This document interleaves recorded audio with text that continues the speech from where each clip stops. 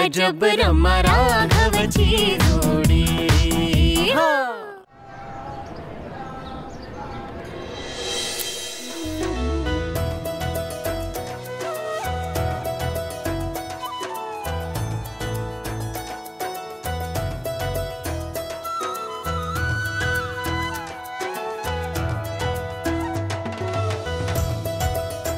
तुळशी आई, तुझ्या सेवेत काही कमतरता राहिली असेल तर प्लीज सांभाळून घे।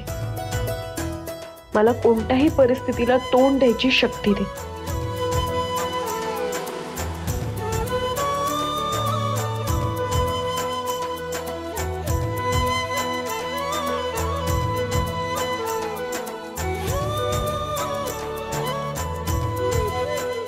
चल येतेस ना आतमध्ये?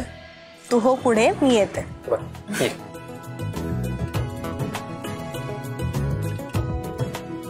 आई आई आई, अरे काय आहे? आई ग राघव, अरे काय काय झालंय? हा, तू शाळेत नाही यायचास ना तेव्हा सुद्धा अशाच हाका मारत यायचास। आता काही वर्षात तुला तुझी मुलं होतील, ती शाळेत जायला लागतील, तेव्हा सुद्धा अशाच हाका मारणार आहेस का? तेव्हा तरी हाका थांबणार आहेत का? हो ना। आणि आता बायको म्हणेल लग्न झालं मी या घरात आले तर ह्या आपल्या आईलाच हाका मारतोय। बस असो आई, हा ह्या महिन्याचा माझा पगार।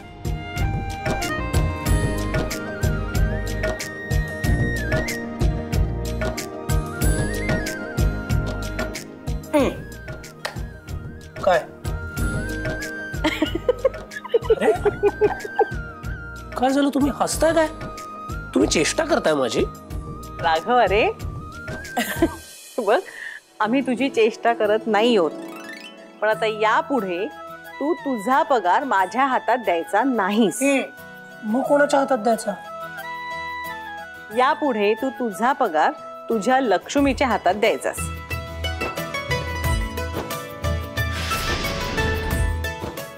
अगं असं काय करतेस? मी आतापर्यंत माझा पगार तुझ्याच हातात देत आलोय। राघवा, पूर्वी जे काय करत होतास ना ते सगळं इतिहास जमा झालाय। आता ही तुझी लक्ष्मी आहे, तिच्या हातात पगार द्यायचा, तुझी बरकत होणार। चल चल चल, दे तिच्या हातात पगार। बरं आजी हो, या सगळ्याची काय गरज आहे?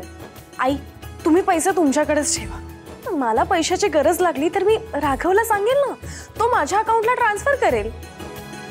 रमा, मी सांगते ते ऐक। आतापर्यंत राघव दर महिन्याला एटीएम मधून पैसे काढून शालिनीकडे देत होता। आता ते पैसे तो तुझ्याकडे देईल आणि यात वावगं काहीच नाहीये।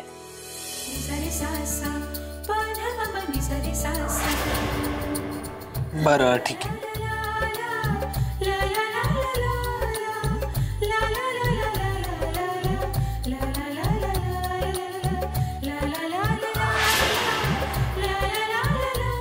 आणि आता यापुढे तुझ्या सगळ्या कमाईवरती फक्त तुझ्या बायकोचा हक्क असेल। त्या पगाराचं काय करायचं, तो कुठे खर्च करायचा, हे सगळं मी ठरवेल। पण लाडूबाई, हक्कांबरोबरच कर्तव्याची जाणीव आणि व्यवहार ज्ञान हे सुद्धा महत्वाचं आहे। आणि ही जबाबदारी तुझ्यासाठी खूप मोठी असणार आहे, माहितीये। आणि तुला जरी खात्री नसेल ना तरी मला मात्र पूर्ण खात्री आहे की ही जबाबदारी तू उत्तमरित्या सांभाळशील। बरं आई, मी आलो।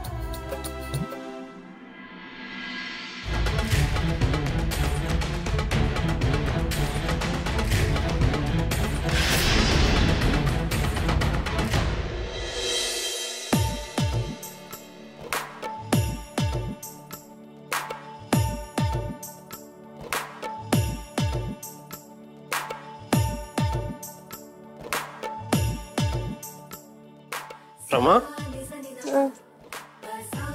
रमा,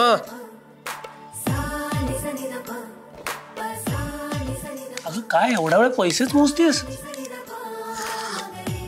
हो अरे, चूक व्हायला नको। हे बघ, पैसे जास्त वेळा मोजल्याने ते वाढत नाही। राघव, म्हणजे चेष्टा नको करूस, मला माझं काम करू दे। काम? पैसे मोजायचं काम? रमा, अरे श्रीमंत घरातली मुलगी असतो, हे एवढे पैसे तर आतापर्यंत कितीतरी वेळा मोजले असते। काय आहे ना छोटे गुरुजी, ज्या नवरा पहिल्यांदा बायकोच्या हातात पगार देतो तेव्हा तिच्या काय फिलिंग्स असतात हे शब्दात नाही सांगता येणार. जेव्हा शब्द अपुरे पडतात ना रमा, तेव्हा स्पर्शाने बोलायचं असतं.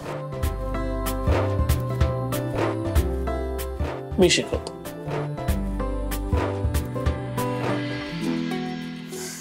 बस हा नवरोबा, बस झाला. काय चाललंय तुझं सारखं? मला जरा प्लॅनिंगला मदत कर इथे पहिले. अच्छा, प्लॅनिंग. राघव, काय चाललंय तुझं? एक मिनिट. राघव, मी काहीतरी वेगळं सांगते आणि तो काहीतरी वेगळं समजतोस. मी हे पैसे कुठे, कधी, कसे सेव्ह करायचे याच्या प्लॅनिंग बद्दल बोलतेय. अच्छा, ते होय. राघव, तुला माहितीये, मी जेव्हा इथे संस्कार वर्गासाठी आले होते ना, तेव्हा आईंना पाहिलं होतं मी हिशोब लिहून ठेवताना. तेव्हाच तर माझ्या डोक्यात ती पिगी बँकची आयडिया आली होती. आय नो, इंटरेस्ट न मिळता साठवलेल्या पैशांचा काहीच फायदा नसतो, कळतंय ते मला आता. पण तेव्हा आईंकडनं शिकले होते मी कसे पैसे जपून वापरायचे असतात.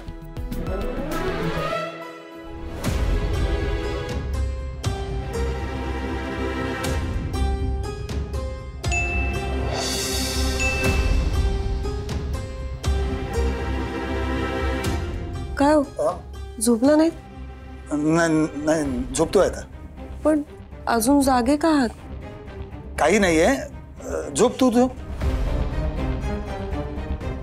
हे बोलल्यावर एवढे टेन्शन मध्ये का आलात? काही प्रॉब्लेम आहे का? काही नाहीये म्हटलं ना एकदा. झोप मुकाट्याने.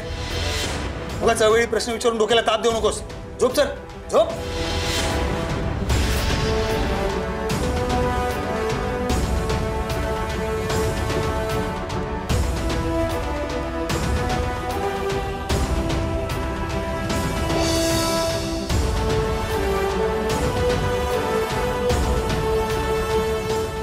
साधा प्रश्न विचारला तरी इतकं चिडायला काय झालं? रमा, आपल्याकडे सेव्हिंग्स करायला अख्खं आयुष्य पडलंय. तर जरा हाऊसमौस करून घेऊया तुझी. म्हणजे रमा, तुझ्या डॅडने तुला खूप लाडात वाढवलंय का? मी कदाचित तेवढं नाही करू शकणार, पण हा, तुझ्या चेहऱ्यावर कायम हसू बघण्यासाठी जे जे काही करता येईल ना, ते सगळं मी करणार. काय ग, काय झालं? काही नाही, डॅडची आठवण आली.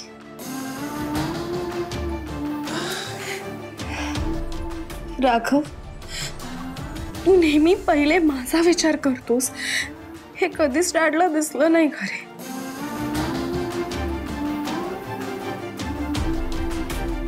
कदाचित तुझ्या डॅडला नसेल दिसला, पण त्यांच्या या मुलीला तर दिसलंय. एवढं खूप आहे माझ्यासाठी. असो, तर रडायचं नाही. मला सांग, आपण काय घेऊया तुझ्यासाठी? का तुला कुठे फिरायला जायचंय? आपण असं करू, आपण आधी तुझ्या फेवरेट रेस्टॉरंट मध्ये जाऊ, छान डिनर करू, तिथून सुरुवात तर करूया. अजिबात नाही राघव, हे पैसे सेव्ह करायचे आणि हे फायनल आहे. पण मग आपण हाऊस माऊस कधी करणार? राघव, अरे असं काय करतोय? आपल्या फ्युचरचं काय? पुढे जाऊन आपल्यावर रिस्पॉन्सिबिलिटीज येतील, त्याचं काय? उद्या मुलं झाली त्याच्यानंतर पुढे त्यांचा खर्च वाढणारच आहे ना.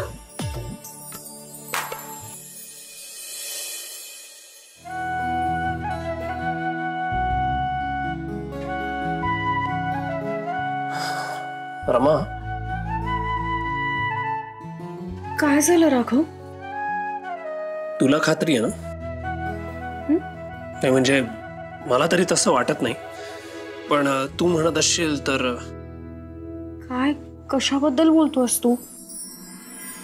उद्याच मुलं होण्याबद्दल. राघव, काय आहे? काय चाललं तुझं? अच्छा, sorry. Stupid.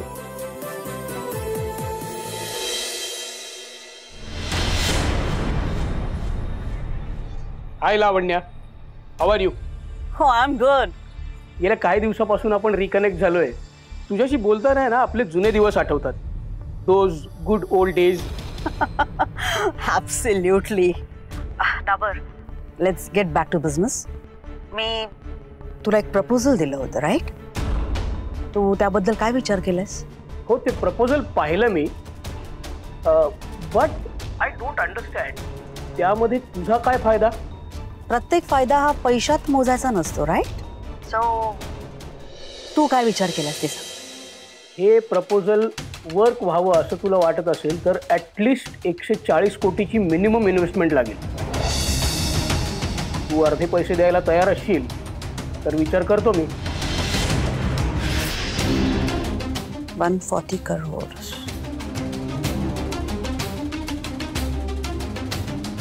Done. Okay, done deal. लवकरच भेटून डील फायनल करू. ॲब्सोल्युटली. चल, बाय. रमा, आता मीही बघते किती दिवस टिकतंय तुझ्या सुखी संसाराचं गोड स्वप्न.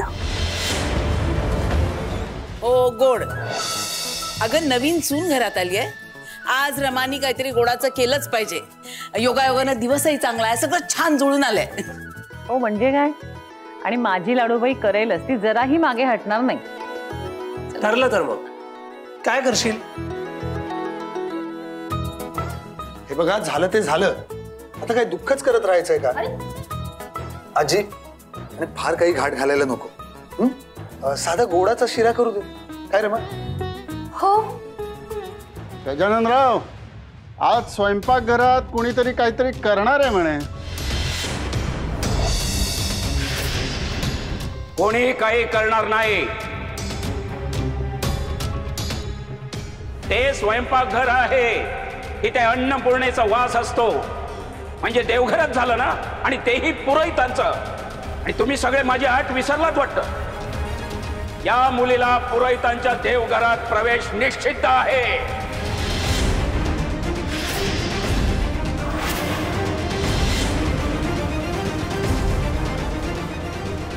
बास कर आता गजानना. अरे, खरं तर आपण वास्तुदेवता म्हणतो. म्हणजे हे घरही एक देवघरच आहे ना. आणि ईश्वर तर काय ठाई ठाई असतोच. म्हणजे या मुलीने काय आता श्वासच घ्यायचा नाही.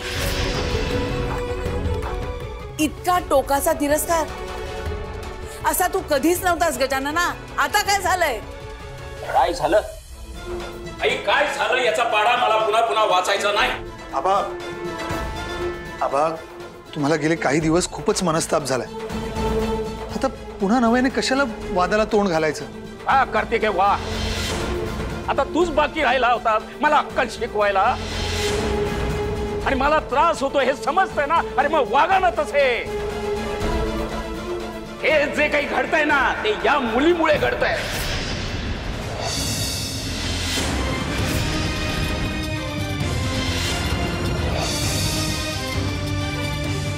काय रे, हे सगळं बघून तुला आनंदच होत असेल ना?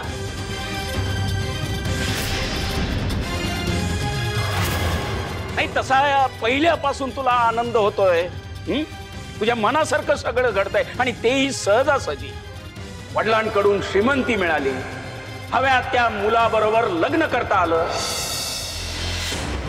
इतकंच नाही तर माझ्या आईकडून या घरात आल्यावर सुनेचा मानही मिळवला, तोही सहज.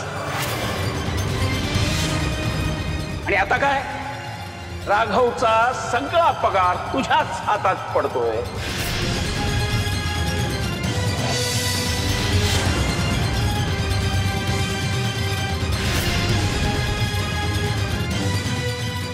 आता काय बोलायचं? काय बोला. अंकल गुरुजी, आता तुम्हीच सांगा, मी काय केलं म्हणजे तुम्ही मला या घरातली सून म्हणून स्वीकारा.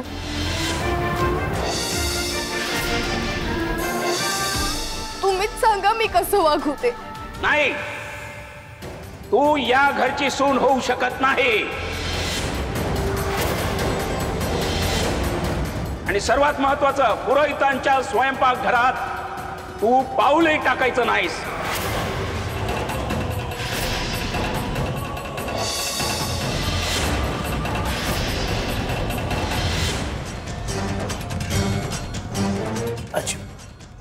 सगळं मुद्दाम करतोस ना गजानना? आणि तू या मुलीला आपल्या घरच्या सुनेचा मान मिळावा म्हणून तू सुद्धा मुद्दामूनच करत होतीस ना सगळं. काय काय सांगू का, काय काय सांगू? तिचा गृहप्रवेश करवलास, तिच्या लग्नाची मेजवानी घातलीस आणि आणखी काय सांगू तुला? काहीही सांगू नकोस. तू डोक्यात राग घालून बुद्धिभ्रष्ट झाल्यासारखा वागतोस, मग मी तशीच वागू का? हेच हे नाही आणि ते नाही. स्वयंपाकघरात कोणी जायचं आणि कोणी नाही हे ठरवण्याचा अधिकार स्त्रीचा असला पाहिजे आणि तो माझा आहे आणि मी अजून जिवंत आहे. रमा स्वयंपाकघरात जाणार म्हणजे जाणार. बघतेच कोण अडवतंय ते.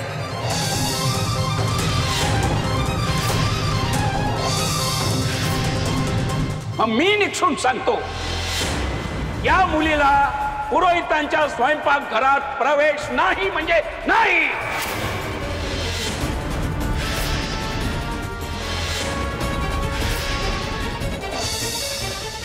रमा तू जा. मी बघते माझ्या निर्णयाविरुद्ध जाण्याची हिंमत कोणाची येते. ठीक आहे, मग मी पूर्वी तुम्हाला जे काही सांगितलं ते आत्ता करतो.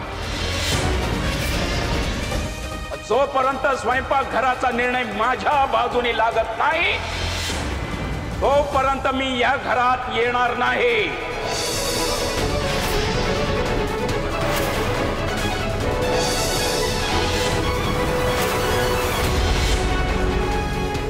आबा आबा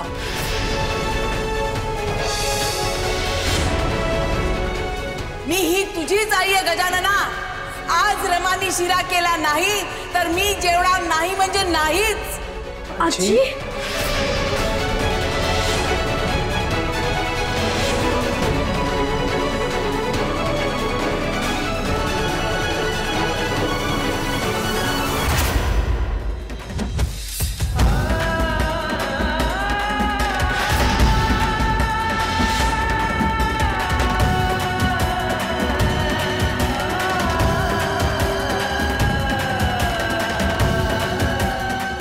तुम्ही जाऊन आबांशी जरा बोलून या ना, तुमचं तरी ऐकतील ते. मी बोलते काकांशी, मी समजवते त्यांना. मी आलेच. अश्विनी काका ऐका ना, तुम्हाला इथे बाहेर बसून इतका वेळ झालाय की आम्ही वेळही पाहायची सोडून दिली. पण तुमच्या या अशा वागण्यामुळे काका आम्हाला, खास करून मला किती त्रास होत असेल याचा विचार करा ना. घराचे मालक असून सुद्धा तुम्हाला हे असं उंबरठ्याच्या बाहेर बसलेलं बघून माझ्या मनाला किती यातना होत असतील याचा विचार करा.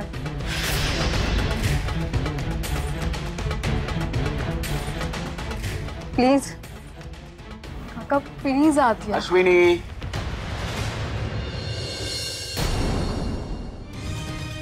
आता मी विचार करण्याचा किंवा कोणालाही काही विचारण्याची वेळ निघून गेली आहे. आता जोपर्यंत माझ्या मनासारखं घडत नाही, मला हवंय ते घडत नाही, तोपर्यंत मी घराचा उंबरा ओलांडून आज जाणार नाही.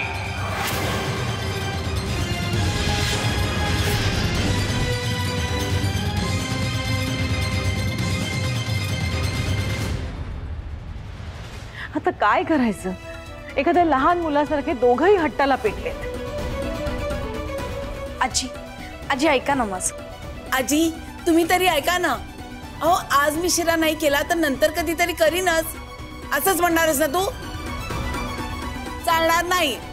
आत्ता आणि नंतर याच्यामध्ये फरक असतो. आत्ता तू नवीन नवरी आहेस तेव्हा तुझा मान आहे, नंतरचं कोणी सांगितलंय? जोपर्यंत तू शिरा बनवत नाहीस तोपर्यंत मी अन्नाचं कण काय पाण्याचा थेंब सुद्धा घेणार नाहीये. विषय संपला. आजी असं नका करू प्लीज. काका ऐका ना, काका प्लीज. काय आहे काका, मला मान्य आहे की आज आपल्या घरात फूट पडतीये, चक्क तुमचा शब्द डावलला जातोय, तुमच्या इच्छेचा मान राखला जात नाही. पण तरी काका तुम्ही इतके विचारी आहात की तुम्हीच समजून घेऊ शकता.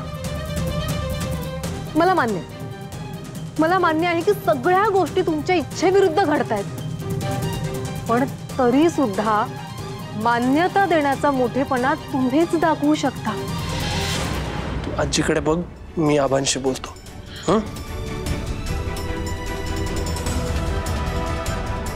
काका, आबा, तुमचा सगळा राग लोभ बाजूला ठेवून आधी घरात चला बघू. अहो, घरातले सगळे खूप चिंतेत आहेत. अश्विनी, सगळ्यांना नीट समजावून सांग, माझा अंत पाहू नका. माझ्या संयमाचा कडेलोट झाला तर सगळ्यांना खूप कठीण जाईल. ही नाटकं ताबडतोब बंद करा आणि इथून चालते वा. नाही आबा, नाही. तुम्ही असं घराबाहेर राहणं मला नाही सहन होत. तुम्ही जोवर घरात येत नाही तोवर मी तुमच्या पायावर डोकं टेकून राहणार.